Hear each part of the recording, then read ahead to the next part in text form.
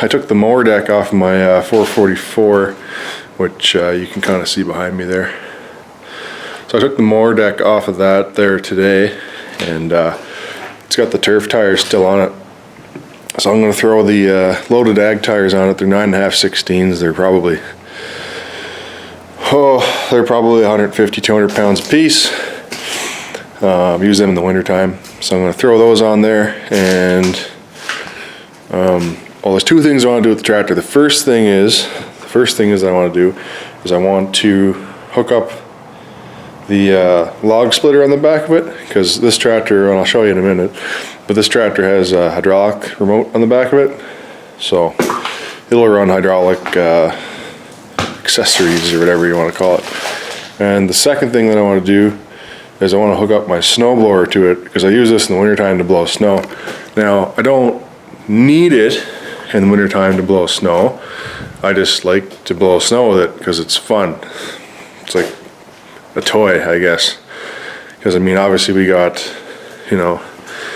80, 90 horsepower farm tractors here with 7-foot snow blowers on them, and plows and buckets and loaders and all that crap. So if we need to move snow, then we move snow. But if I want to play with the snow a little bit, then I got my little tractors. So that's what I want to do. I'd love to make a little blade for it, but I don't think that's in the budget or plan or whatever for this year. Maybe next year, because I think it would work out pretty good. So yeah, there's the 444. I think it would work out pretty good with the plow on it. You could hook it up to the remote in the back. This is the, well, case called at that point was a hydraulic PTO, basically. But it's got 1/2-inch hydraulic lines on it.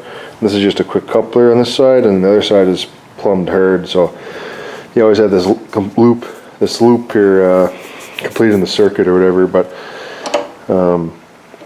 it is a forward and reverse kind of a thing to it. But basically all it is a spool valve, essentially. But doesn't have any. There's no variable flow to it. But the other option on this tractor is this here, which you can't really see in the light. There you go. This here is a flow control. So this here is like wide open, and this here, you can turn it back this way. It's kind of like infinitely variable. I'm pretty confident that it'll run the splitter, but as far as attaching on a 3-point hitch, that's not going to happen. It's just too heavy for it. It could lift it, but I can almost guarantee it lift the front tires off the ground. And the other problem is it's Cat 1, I think, pins on it, and this is Cat 0. It might be Cat 2 even. But I'd have to modify it to get it to fit, and I don't want to do that. So my plan is to maybe just set it up somewhere, or put it in that little red bike wagon, and we'll just run the hydraulics on the tractor for it. Should work out fine. But yeah, if I was going to run a blade on it, I'd probably just build a subframe for it underneath, and then run a separate hydraulic control valve, like right here or something like that, mounted to the subframe, because I wouldn't want to have to modify the tractor any. These are hard to find. I'm not really interested in cutting it up at all, or drilling holes or anything like that. And yeah, you could do power lift and power angle on it and just run it off this here, because this pump's about 8 gallons per minute or 9 gallons per minute, I believe. So if you don't know anything about these tractors, these were first developed by Colt in the 1960s, Colt garden tractors. Then Case bought them out probably in mid to late 60s, I guess. I don't know the numbers exactly, but I'm just going off memory here. So yeah, mid 60s, late 60s, Case bought them out. I think 69, 70, they came out with the 400 series, which is what this one is, and 200 series as well, which would be the same tractor, only small rear wheels. 200 series is more of a conventional garden tractor. It would have the size are they? 23-inch tall rear tires. These are like 31s or 32s, so it's like a high clearance tractor. It's powered by a 14 horsepower Kohler because it's a 444, which actually it doesn't really show it on the tractor very much because this is a golden demonstrator, they call it. It was a dealer demo tractor. I've talked about it in the past, but it's 14 horsepower Kohler, and all that Kohler does is power a hydraulic pump coupled directly to the motor. So this is not a hydrostatic tractor. This is a hydraulic drive. You can't really see much under the hood anyway, but you know, thought I'd open it for something to do. It's got a oil cooler on the front of it. But yeah, the 14 horsepower Kohler just powers a hydraulic pump, which is roughly behind here.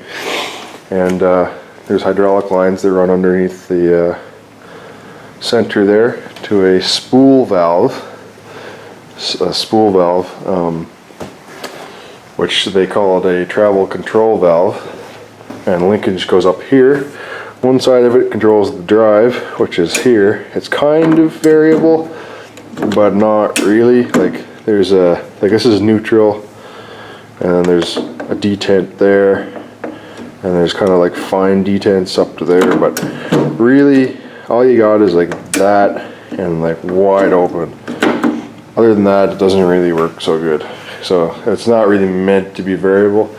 That's why this here comes in so handy, because you can vary the flow coming from the pump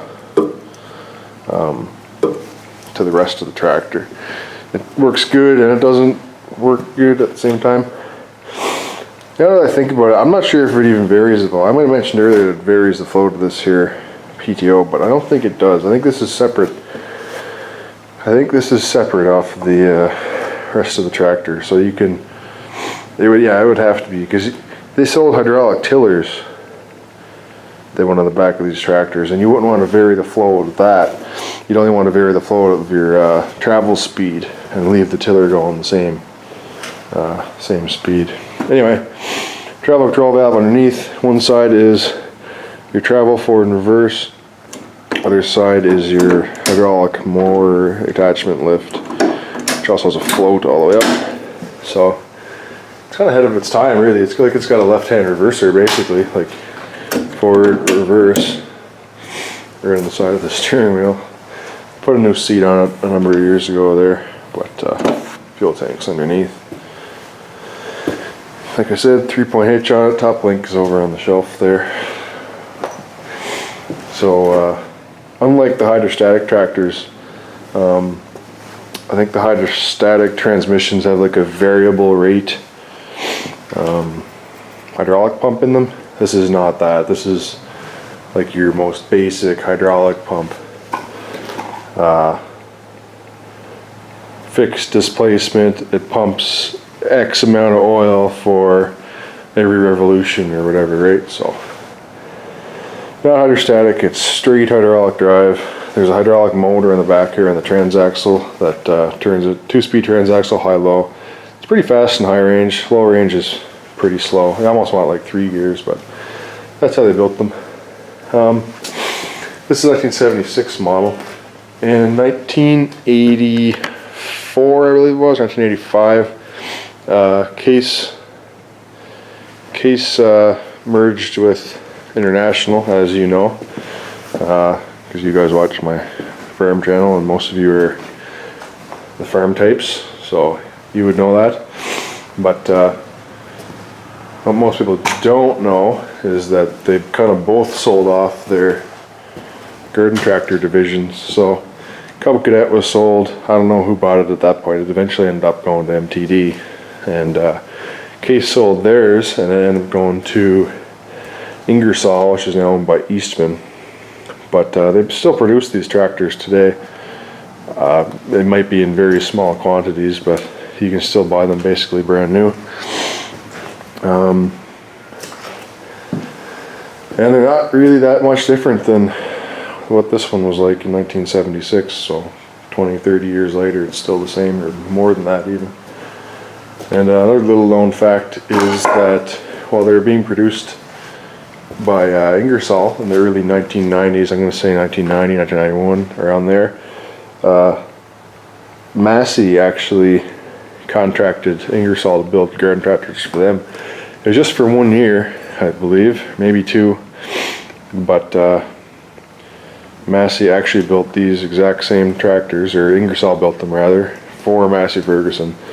So if you look online, you can find tractors. I believe the numbers were 200 series and 300 series. So like a 218 or a 320 GTX is what they're called.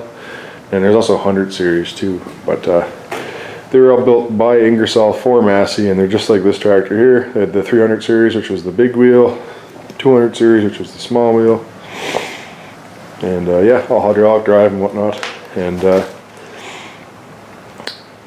it's pretty neat. As far as the plow goes and stuff, like they sold plows and stuff for them, and all those attachments will even fit. Like you could find a Massey branded Ingersoll plow, and I could put it straight on this tractor. It would bolt right up. But as far as like your snow thrower goes, I think they end up switching the rotation of the motors later on. Like this is mounted reverse to the way that 1650 is, even though it's the same motor. So that's an issue the later ones had if you're gonna retrofit attachments. Also the 400 series end up getting a little bit longer, so I don't know, that might cause some issues with putting newer attachments on older tractors. But anyway, I'm kind of just rambling.